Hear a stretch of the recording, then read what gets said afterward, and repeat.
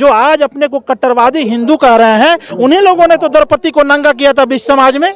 इसलिए कहता हूं कि जो लोग वकालत कर रहे हैं कि बहुत गलत कर दिया है स्वामीनाथ मौर्य ने या चंद्रशेखर राय जी ने, अगर कोई हिंदू गीता या रामायण पढ़ता होगा, कोई मुसलमान कुरान पढ़ता होगा, कोई अगर ईसाई बाइबल पढ़ता होगा और उसका बेटा बेटी उसको मारने लगे, पीटने लगे, घर से निकालने लगे, तो उसका गीता रामायण कुरान पुराण उसको मदद नहीं करेगा। मदद करेगा तो भारतीय संविधान करेगा, और भारतीय संविधान के तहत ये पुलिस जो खड़ी है वो गिरफ्तार करके बेटे को जेल में डालेगी। 42 बरस पहले किताब लिखा जा चुका है कि समाज के पथभ्रष्टक तुलसीदास तो सकलगुण ही ना नहीं शूद्र ज्ञान गुण प्रवीणा, अगर उन्होंने कोट किया कि अधम जात में विद्या पाए भयहु अथाय ही दूध पियाए, उसमें क्या गलती हो गई भाई? उन्होंने तो किताब की लाइन को कोट कर दिया। कुम्हारा सुपच की रात कोल कलवारा, नारी मुझे गृह संपत्ति नासी मोड़ मुड़ाए हो ही सन्यासी। जात में सबसे नीच तेली होता है, कुम्हार होता है, सोपच होता है, किरात होता है, कलवार होता है। कि रामचरितमानस के लास्ट में लिखा है उत्तराखंड में कि आभिर यवन किरात खसो अति अधिर उपजे अहिर मुसलमान किरात और चमार। ये विधायक, इंजीनियर, बैरिस्टर, प्रोफेसर, सरकार और मीडिया पाखंडी होगी, अंधविश्वासी होगी, उस देश की जनता तो अंधविश्वासी और पाखंडी होगी ही। इसलिए जरूरत है विज्ञान की शिक्षा को आगे बढ़ाइए। साफ बात है।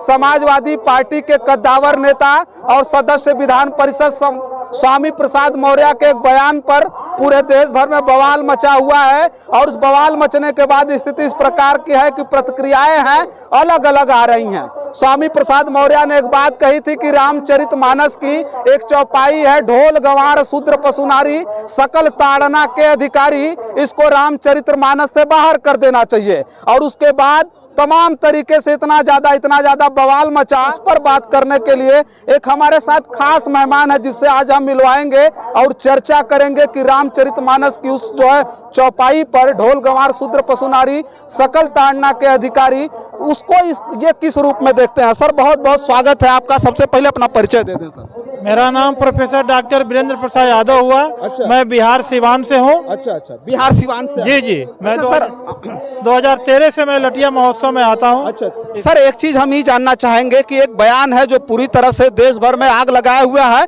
इससे पहले बिहार में था। वहाँ के शिक्षा मंत्री चंद्रशेखर यादव जी ने कह दिया कि ये जो है चौपाई गलत है, और यहाँ स्वामी प्रसाद मौर्य जी ने कहा, जिस पर बवाल मचा हुआ है। लोग कह रहे हैं कि नहीं ये गलत बोल दिए, ये मतलब एक संगठन, एक धर्म संगठन आहत हुआ है। उस पर आप क्या कहेंगे? सबसे पहले तो इतने सेंसेशनल मुद्दा को आपने तवज्जो दिया है और इस मेले को कवरेज करने के लिए आप आए हुए हैं, तो इसके लिए बहुत बहुत साधुवाद है आपके चैनल को। और ये जरूर मैं आपसे उम्मीद करता हूं कि आप जिन चीज़ों को लेकर बवाल हुआ है और जो बवाल मचा हुआ है वह सही है या गलत है, उस पर जो है आपने बिकाऊ मीडिया की तरह आपने उसको नहीं लिया है, बल्कि जब पढ़े लिखे लोगों से, विद्वानों से उसकी चर्चा करवाइएगा और वो बातें जब छन के जाएंगी तो समाज उसको एक्सेप्ट करेगा। तो अगर बिहार में, चूँकि बिहार सरकार के शिक्षा मंत्री माननीय चंद्रशेखर राय जी ने अगर कहा, उन्होंने नालंदा विश्वविद्यालय में दीक्षांत समारोह था और उस दीक्षांत समारोह में मुख्य अतिथि के तौर पर वो बिहार के महामहिम राज्यपाल महोदय फागू चौहान जी थे, और ये चंद्रशेखर राय जो वहाँ के शिक्षा मंत्री हैं बिहार सरकार के, वे थे। उसमें उन्होंने कहा कि आज भी पूरे भारत में कुछ किताबें, जैसे उसमें मनुस्मृति को कहा, रामचरितमानस को कहा, बंच ऑफ थॉट को कहा कि नफरत जो है फैला रही हैं, उन्होंने कहा, और कुछ लाइन कोट किया उन्होंने। तो मैं पूछता हूं कि अगर लाइन उन्होंने कोट किया कि पुजई विप्र सकल गुण ही ना नहीं शूद्र ज्ञान गुण प्रवीणा, अगर उन्होंने कोट किया कि अधम जात में विद्या पाए भयहु अथाय ही दूध पियाए, उसमें क्या गलती हो गई भाई? उन्होंने तो किताब की लाइन को कोट कर दिया। और समाज में, जनता में, ये लोकतांत्रिक देश है, ये हर आदमी को बोलने की आज़ादी है। हर चीज पर आपका लड़का, आप क्लास में जाते हैं, टीचर से लड़का पूछेगा कि अगर तुलसी दुबे ने ये बात लिखा कि छोट जात का विद्या देने का मतलब है सांप को दूध पिलाना, तो वो अब लाजमी है सवाल पूछना। तो उस हालत में अगर उन्होंने कोट कर दिया है तो इसमें बावेला मचने की कोई बात नहीं है। देश जो है वो भारत के संविधान से चलता है, और ये धार्मिक किताबें, सिर्फ रामायण जो है 300 तरह का रामायण पूरे दुनिया में लिखा जा चुका है, और उसमें बहुत सारी, ललई सिंह यादव इसी आपके उत्तर प्रदेश के कानपुर के झिंझक के रहने वाले थे, सच्ची रामायण लिखे। पेरियार वो रमा स्वामी नायकर जी ने उस पर उनकी किताब को पढ़ा उन्होंने, तो इस पर टीका टिप्पणी आती रहती है। और तुलसीदास पर 42 बरस पहले किताब लिखा जा चुका है कि समाज के पथभ्रष्टक तुलसीदास। तो मैं कहता हूं कि यह जो बात अगर उसमें आई है बात की जे बरनाधम तेली कुम्हारा सुपच की रात कोल कलवारा, नारी मुझे गृह संपत्ति नासी मोड़ मुड़ाए हो ही सन्यासी, जात में सबसे नीच तेली होता है, कुम्हार होता है, सोपच होता है, किरात होता है, कलवार होता है।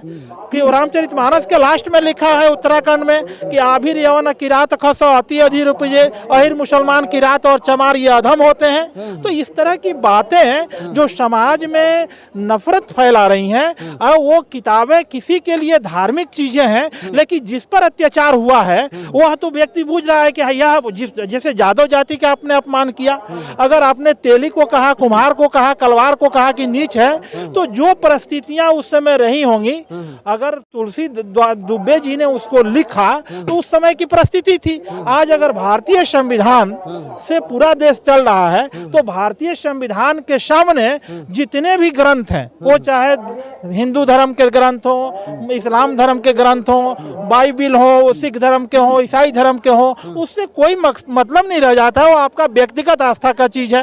क्योंकि जब इन धर्मों के बीच झगड़ा होता है तो उसका फैसला रामचरितमानस नहीं सुनाता है, उसका फैसला भारत का संविधान सुनाता है।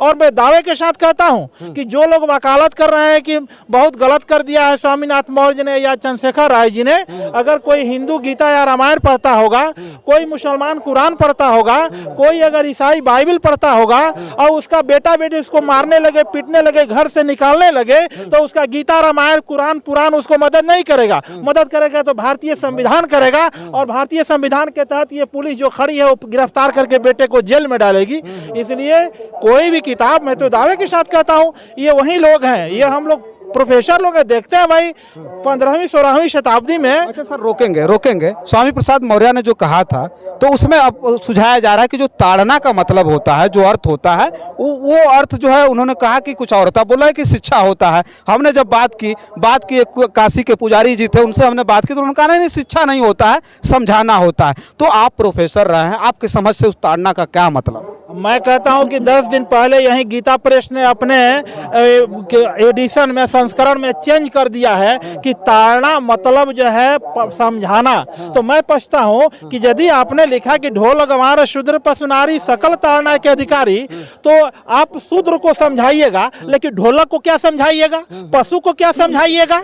तो ये तो आपको और भी तो बातें लिखना चाहिए। अगर आप ये बात लिखते जो भाई हम लिख रहे हैं शुक्ला तिवारी, बाभन त्रिपाठी, ये सब दंड अधिकारी, तो ये तो आप तो सिर्फ झगड़ा करना जानते हैं। मैं पूछता हूं कि जिस जमात से अगर शंभुक था, शंभुक का गर्दन कोई मुसलमान काटा था, कोई जैन काटा था, कोई बुद्धिस्ट काटा था, द्रौपदी का चिरहरण जो है कोई मुसलमान किया था, कोई सिख किया था। मैं पूछता, एकलव्य का अंगूठा मुसलमान काटा, जैन काटा, बुद्धिस्ट काटा? जो आज अपने को कट्टरवादी हिंदू कह रहे हैं, उन्हीं लोगों ने तो द्रौपदी को नंगा किया था विश्व समाज में। इसलिए कभी भी मीडिया बंधु, आप लोग समाज के, इस देश के चौथे स्तंभ हैं, और आप मीडिया को लोग पंच परमेश्वर कहता है, ईश्वर के बाद आप ही का स्थान होता है। तो कभी भी बिकाऊ मीडिया की तरह जो है अपना बयान मत लाइए, और कभी भी जनता की बात को सरकार तक, सरकार की बात को जनता तक लाइए। क्योंकि ये पूरे दुनिया में देखा गया है कि जब जब धर्म पर बात हुई है, तब तक धर्म के ठेकेदार जो है, उस गैलीलियो को लोगों ने मारा, कोपरनिकस को जला दिया।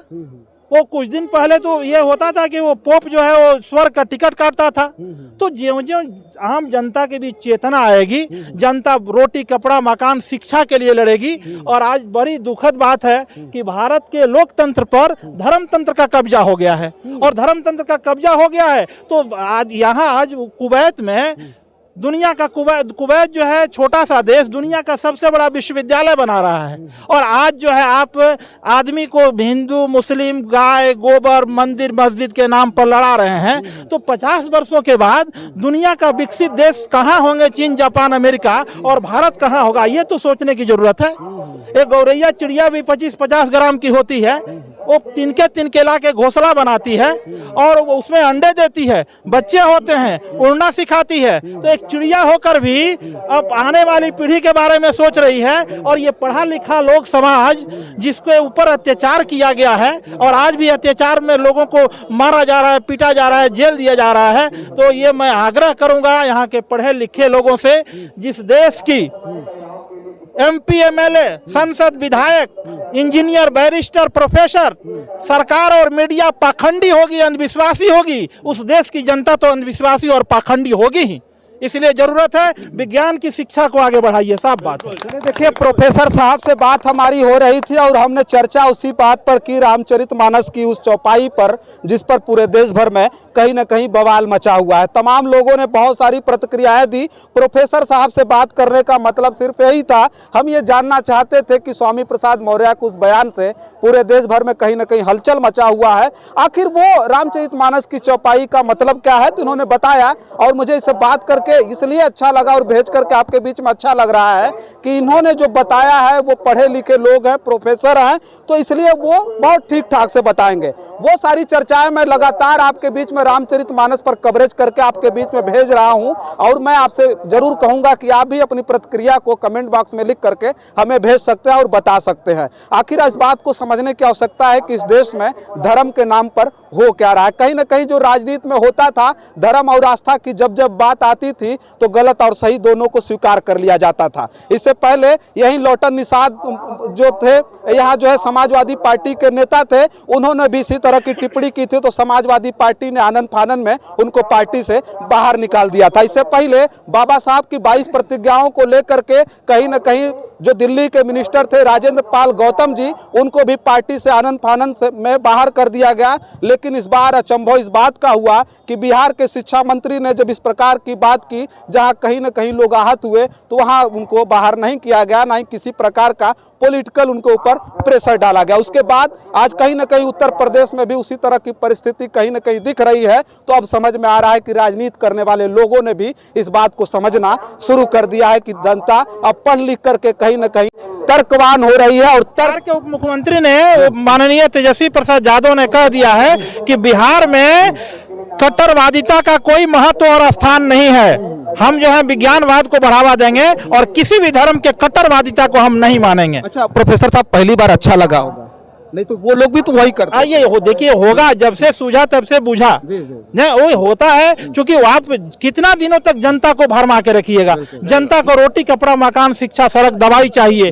सिर्फ धर्म का झुंझुना बहुत दिनों तक नहीं टिक सकता है। आपके बच्चे जो लोग इसका विरोध कर रहे हैं कि गलत कह दिया है करके स्वामी मौर्य ने या फिर चंद्रशेखर राय जी ने, उनके बच्चों को भी अगर रोटी की जरूरत पड़ेगी, अगर कपड़े की जरूरत पड़ेगी, दवा की जरूरत पड़ेगी, तो उस समय वैज्ञानिक खोज की जरूरत पड़ेगी। आपको अगर तबीयत खराब होगा तो जो दवाएं बनेंगी उससे काम चलेगा। ये मंदिर मस्जिद आस्था का चीज है, उस आस्था पर लोग नहीं बोलते हैं, लेकिन जब जो सच्चाई है उसको तो बयान करना होगा। तो जो किताबें किसी भी धर्म की हों, अगर इंसानियत को जोड़ती नहीं है तो फिर इंसानियत के काम के लायक नहीं है। और 26 जनवरी 1950 को बाबा साहेब ने भारत का संविधान लागू करके दिखला दिया और कहा कि हम भारत के लोग, कभी भी नहीं कहा कि ईश्वर के कृपा से या हिंदू या मुसलमान, और कह भी दिया कि India means Bharat not Hindustan. तो बाबा साहब ने जितने भी धार्मिक किताब थे सभी किताबों को देखा गया कि ये विषम ग्रंथ है, ये विषम विधान इसमें लिखा गया है। किसी को शिक्षा मत दो, किसी को अंगूठा काट लो, किसी के कमर में झाड़ू बांध दो, गले में हाड़ी बांध दो। तो बाबा साहब ने देखा कि जितने भी धार्मिक किताबें हैं वो सभी किताबें विषम ग्रंथ हैं, विषम विधान है। तो सबको खारिज करके और भारत का संविधान लागू किया कि सबके लिए बराबर का संविधान होगा। हिंदू मुसलमान सिख ईसाई किसी मजहब के लोग होंगे, अगर वो गलती करेंगे तो एक ही कानून की धारा उन पर लागू होगी। तो ये बात तो होनी चाहिए। और इसमें आप लोगों के मीडिया लोग, क्योंकि मीडिया 98% मीडिया जो है वो बिकाऊ और चटुकारिता की मीडिया है, वो खाली ठाकुर सुहाती गाती है ना, वो कैसे ठाकुर जी सुहाएंगे ना, तो ये राग दरबारी और ठाकुर सुहाती गाने से नहीं होगा, क्योंकि मीडिया भी मारा जा रहा है, उसका भी सुरक्षा नहीं है। इसलिए जरूरत है कि सेकुलर की बात करें, साइंटिफिकल बात करें, भारत भारत के संविधान पर आधारित बातों को करें और समाज को जोड़ने की बात करें, तोड़ने की बात मत करें। चलिए देखिए, प्रोफेसर साहब ने पूरी चीज़ों को मतलब पूरा खोल के रखा। बहुत सारी चीज़ें, चूंकि वीडियो बहुत लंबी हो जाएगी, चर्चा करने का बहुत मन कर रहा है, लेकिन वीडियो बहुत लंबी हो जाएगी। बस वीडियो में इतना ही, तमाम और वीडियो लेकर के आपके बीच में उपस्थित होंगे। तब तक के लिए देखते रहिए जन आदर्श भारत।